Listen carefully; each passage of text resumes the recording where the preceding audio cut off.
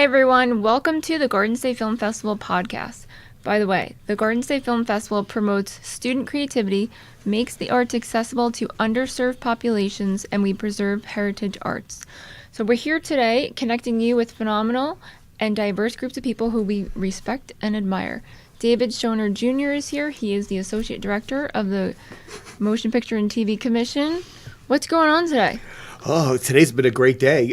It's actually a little bit of 6 degrees of David, maybe a little bit, but it's people that I've actually been working with or have worked with in, I guess, 15 plus years, easily, yes? Easily. This is the Dave Schoner fan club. No one realizes that, but that's what he's assembled. I can be the pen pal manager. So with us today, we have Rob Striem, and I'm going to read a little bio. Even though I've known Rob for over 15 years, I'm just going to read a little bio about Rob Striem. So Rob Striem has been working in production on feature films and television in the New York and New Jersey area since 1994, and he has been a resident of Maplewood, New Jersey since 2015. We got him to come over to the dark side. Oh, nice. Yes. Used to be New York. More recently, Rob has worked with Steven Spielberg in Patterson, Newark, and New York City as the supervising location manager and the assistant unit production manager on Steven's recent production of West Side Story. Mm-hmm. And he also was the assistant unit production manager on the 3rd season of the highly acclaimed HBO series Succession, which is on now. As a location manager, Rob has been a longtime collaborator also with another famous and great director, Steven Soderbergh. Rob received his BS in producing for the electronic media in 1994 from the SI Newhouse School of Public Communications at Syracuse University. Wow. Welcome aboard. Thanks for that. Nice. Happy to be here. Happy to be in New Jersey. I know. I know. He's over. They always come over. I know. It's a little different feeling, right? I'm into it. It took me a minute to kind of detach from the idea of being entirely a New Yorker. And of course I am that because of my past and my history. But we've been in Maplewood for about almost 7 years, and it's an incredible community. And we summer on the shore, Ocean Grove. Oh my God! Now I'm like a total. I'm a Jersey guy, I have to say, and I'm okay with that. So happy to be here to celebrate that with you guys. And truthfully, I have to say, just to kick off the topic and not to preempt your questions, I've been in this business primarily as a location manager for over 25 years. And back in the days before the tax credits, when you could scout the entire 30-mile radius, inclusive of New Jersey, around 2001, a series of events led the New York City and New York State tax credits to kind of preempt our ability creatively to scout this side of the river. It's been extraordinary living here now while watching what's happened under our governor, Phil Murphy, and your office, Dave, who has literally stuck it out through the dark ages of reality TV and nothing else for 15 years. Dave and Steve Gorelick have basically been like waiting in the wing for the political tide to change, and they're still here. And it's amazing because like now we can do business here, and New Jersey's on the table for locations. You guys came up with a sensible tax credit that didn't preclude productions from working in New York, but allowed New York-based productions to be on both sides of the river. It's so great to be a resident of this state at this time and to work in this industry while we, if even only from a creative standpoint, to have the ability to open it up and make use of the state for our industry in this part of the country is tremendous. So thanks for hanging in there, and I'm glad that on this, now that we've come out the other side, we're still working with you. So that's huge. I think the biggest thing is people don't understand how important that is. Yeah. I use the word institutional knowledge, and I think, Lauren, we were talking about it, and we're talking about the other people, but I think even as with yourself, you want to be able to all the time have institutional knowledge. There is a history that you have, and we can dive in all over with this type of conversation, but Soderbergh is going to be, I think, is the direct one for me with you because you've worked with him so much. And so there's filmmakers work with the same people sometimes over and over again, depending on availability and all those mitigating factors. But it's like you can do shortcuts with him because you understand his brain and you have institutional knowledge of him. Am I overstating this, or no? I mean, certainly, Steven's an incredible filmmaker with a unique style of working. Who does the full gamut in terms of tiny productions and huge productions. We've done Victorian period drama with the Nick and full scale, and then we've done movies that he's shot on the iPhone, and he's an incredible innovator. He's also based in downtown Manhattan and likes to keep it as close as possible. So, I mean, there's a lot of good stuff right through the Holland Tunnel right there for sure. Yep. We'll see how that goes. I'll certainly always be thinking of ways to utilize New Jersey if I can get them through that tunnel. Take a nap through it, wake up. Wow. Well, it's very interesting because we were working when Tom Fontana was doing the last 2 seasons of Oz, and they had to leave the Chelsea market. And Celeste Holm, who was our former chairwoman, was very good friends with him. And, Tom is quintessential New York. And so we wanted him to come over to the Military Ocean Terminal in Bayonne. And so everybody hopped in a van and came over. Celeste met him. He had his contingent of people deciding whether they're going to build the prison for the last 2 seasons of Oz. And so we had it all planned, as you do. And we're showing him all the Military Ocean Terminal. And we knew the last thing he was going to see is we were going to show him this amazing office at the back end of the warehouse that overlooked the Statue of Liberty. And so he walked in, his face lit up, and it was like the psychology of scouting. Yes. It's huge. Make sure everyone's well fed before you walk them in the room. Cranky, These no are hangry. really very important things. It's interesting actually because we, when you mentioned Soderbergh, we did a television series for Amazon that he produced that was written. The showrunner was one of his producing partners, our friend Greg Jacobs, and his writing partner Joe Gangemi, and they created this show set in 1986 called Red Oaks that lasted for 3 seasons on Amazon. Right. But the pilot was created under a unique program at the time that Amazon had, where you'd basically produce a pilot and the viewers would vote on what would go to series. So in that context, with Amazon just kind of ramping up, the story was a little bit autobiographical, I think, for Greg. And he grew up in northern New Jersey, and he wanted to shoot. In fact, I think we shot it at the country club that he worked at as a teenager, which was Edgewood. Yes. Kind of stopped in time. Now, sadly, that country club has now been razed to the ground to make room for townhouses. But the point is that we shot the pilot there in Rivervale, New Jersey. Nice. Ooh, and so beautiful. In Bergen County. And it was great, and everyone loved it. And the pilot got picked up, and Amazon said, we're going to make it into a series. And we said, all right, let's go back to Edgewood. And they're like, we just did the math on this. And they forced us to work in New York and find a country club in Westchester, and which was a great experience also. We made the show. We would come back to Edgewood for like a couple of episodes in the first couple of days, and then it tapered off into nothing. Coincidentally, the club was also, turning into something else. But the point is that if that happened in these times, we absolutely would have made the show in New Jersey. That's right. It would have been like Boardwalk Empire. See, I mean, but that's really the bottom line, is that was whatever that was, 2014 or 2015. There was not, that tax credit was not in place, and there was no opportunity, rationally, financially speaking, to responsibly make that show here. Well, we talk about this all the time, is that the film business is a business. And there's art involved, but it is a business, and it functions that way. And people have to realize that when you have a tax incentive, besides you may be giving something back to the production company, but the jobs it's creating, that level of it's a village.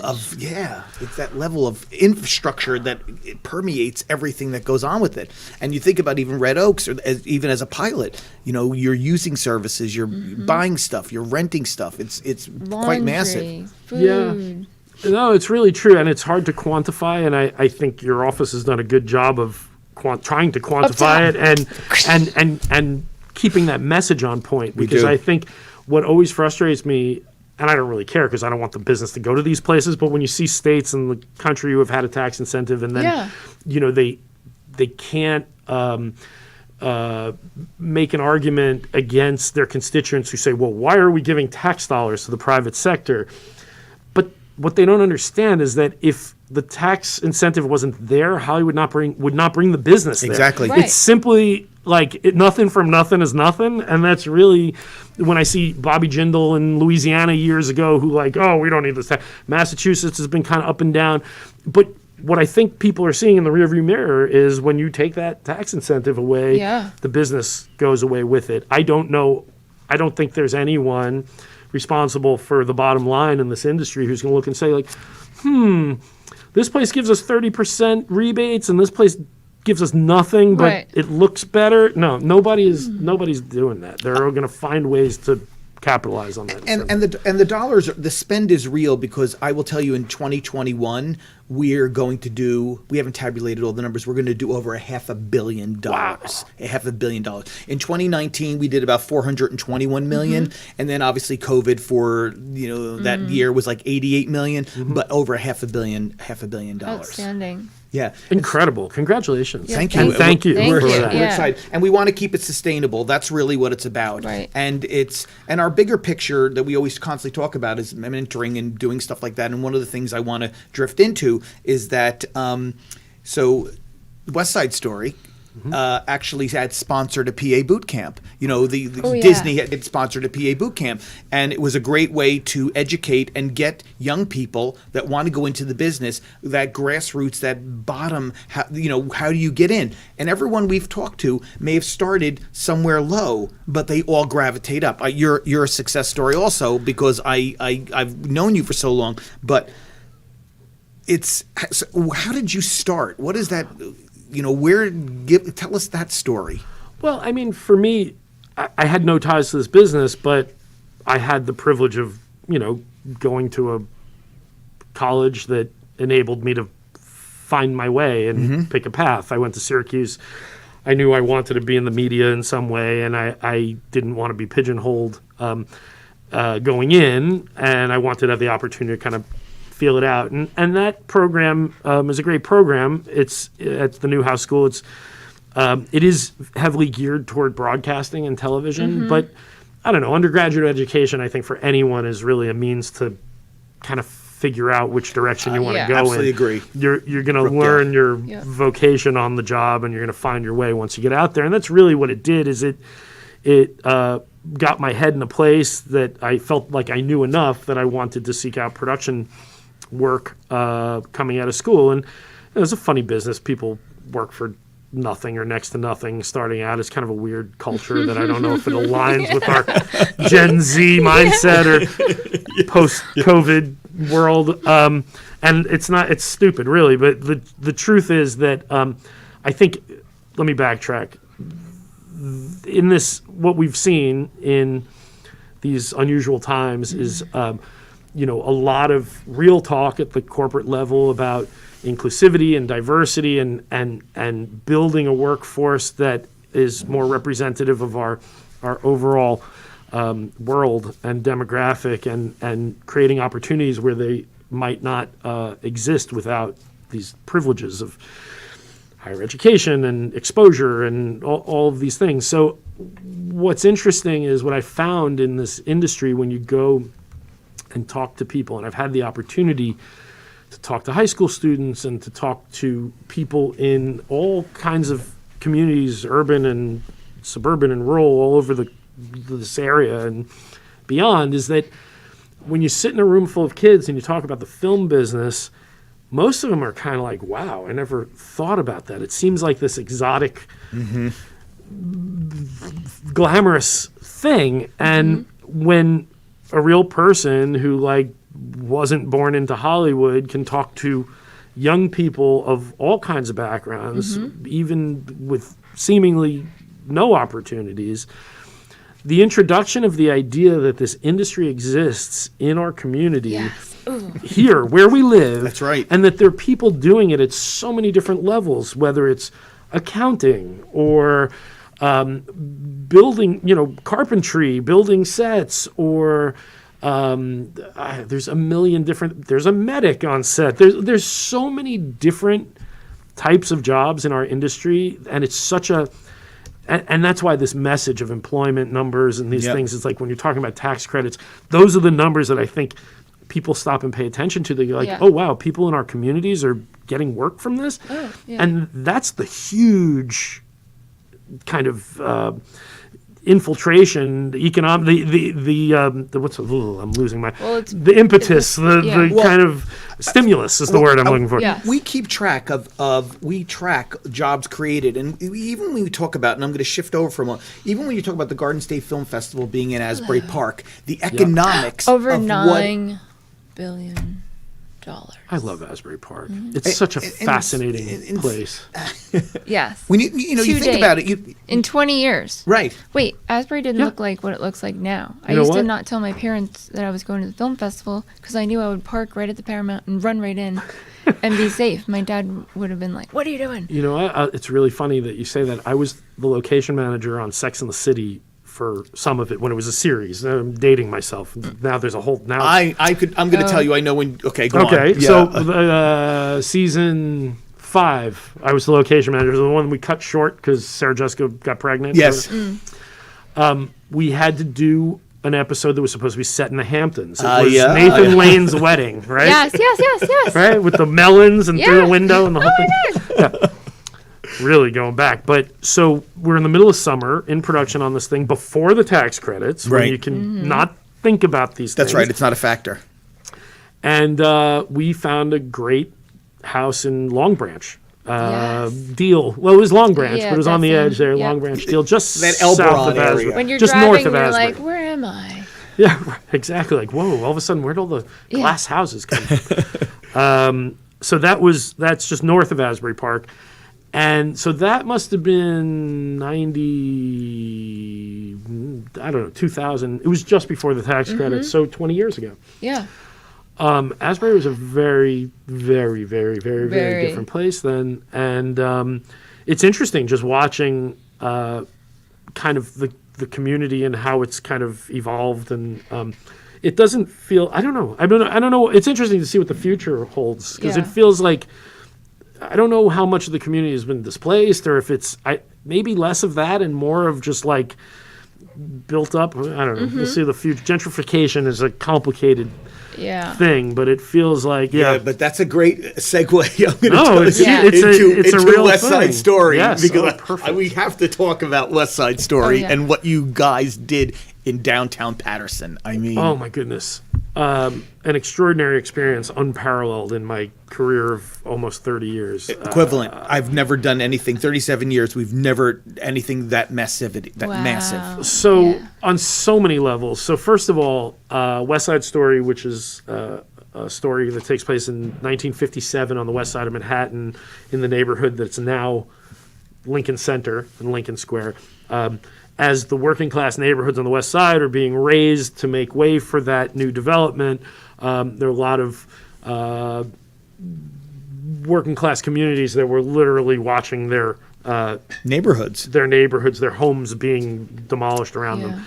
And so, what this tells is a story of white working class immigrants from European descent who are kind of bitter about the whole thing as their world is crumbling around them, and then an influx of Puerto Rican immigrants who are sort of realizing the American dream of coming to New York and building their businesses and planting their flag in a new place and finding a sense of community. And I think that the threat that posed to the people, the people who were there for a long time viewed them as kind of like they were invading their world, and it led to the hostility that's represented between the two gangs, Jets and Sharks, in the film.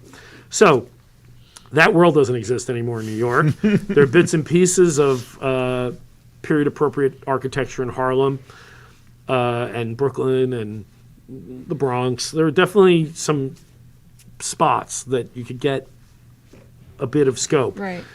A bit. And then of those, if you're doing song and dance numbers in the street for the 50s, you have to control the traffic. And of those, finding places where you could also do that and exert that kind of control or narrows your windows of opportunity even further. And then we had a huge foliage problem, which in those trees that were planted in the 50s, there were little saplings, are now giant trees that And they're create blocking everything. cover Yes, yes. canopies over the streets, and it just doesn't look. There were some locations in Harlem that we thought were going to be prominently featured in the film when we scouted in the winter. Right. January of 2019. Oh, this is great. And we're walking around. Then we came back in April, and Spielberg's looking around going like, what? I can shoot here. I can't shoot there, because the trees were just Too much. killing it. So Patterson, and I can't take credit for this, my colleague Laurie Pitkus and location scouts Aaron Hurwitz and Ernie Karplis, they were on the case before I got there, trying to make sense of how to make this movie. Found in Paterson, New Jersey, this location that ended up being the most incredible backlot I've ever seen in the East Coast in 3 decades, by leaps and bounds. And then Patterson gave us, with the incredible cooperation we had from Patterson, we expanded that footprint beyond just that backlot to a whole other series of sets for the movie. Wow. That our presence, our footprint in Patterson was so enormous for so long, and we got so much production value out of it. What it gave us was the scope that we could never have achieved in New York alone in this day and age. And I think that anyone who sees the film, there's a lot of, I think, fans of the original, or why would you remake that? And a lot of poo-pooing. It's beautiful. You can never, It's beautiful. When you see this film, it's just, which I wish more people would see it on the big screen while they can. Yes, see this film. See this film now. It is so spectacular visually, and so much of it is Patterson, because Doc's Drugstore.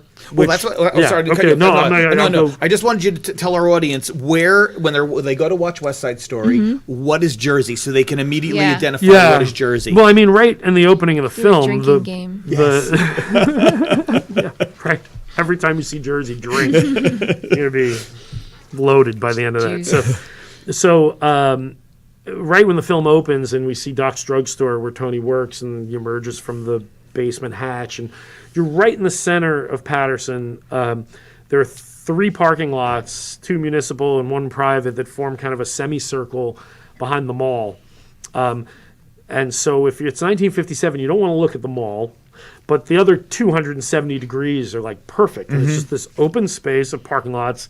Some buildings are kind of already in a state of, I don't know, crumbling over there, which only helped. And then all the other architecture is kind of perfect. It's great. And then so what we did was built the pile of rubble that they're standing on, and the half demolished tenement buildings. Right. And the drugstore, Doc's Drugstore, where Rita Moreno's character owns and works, that was originally going to be a corner storefront in Hoboken on a beautiful little street that we looked at. That would have been great. But Steven Spielberg, after visiting this Patterson location multiple times, started to see the value of putting that drugstore right in the middle of this larger world that we were creating. And what that gave us was the organic kind of ins and outs, the entrances and exits of that central location into the rest of the world. And if you think about how it plays in the opening, how it plays in the ending, Right. it's extraordinary. And then around the corner, having this treeless stretch of great architecture that really felt like it had the scale of Broadway and Manhattan, and not enough, and you could control it, and the police were willing to work with us, and all these things. Mayor Andre Saya, who's like the biggest cheerleader in the world for Patterson, for our industry, just couldn't ask for a better partner in this kind of an endeavor.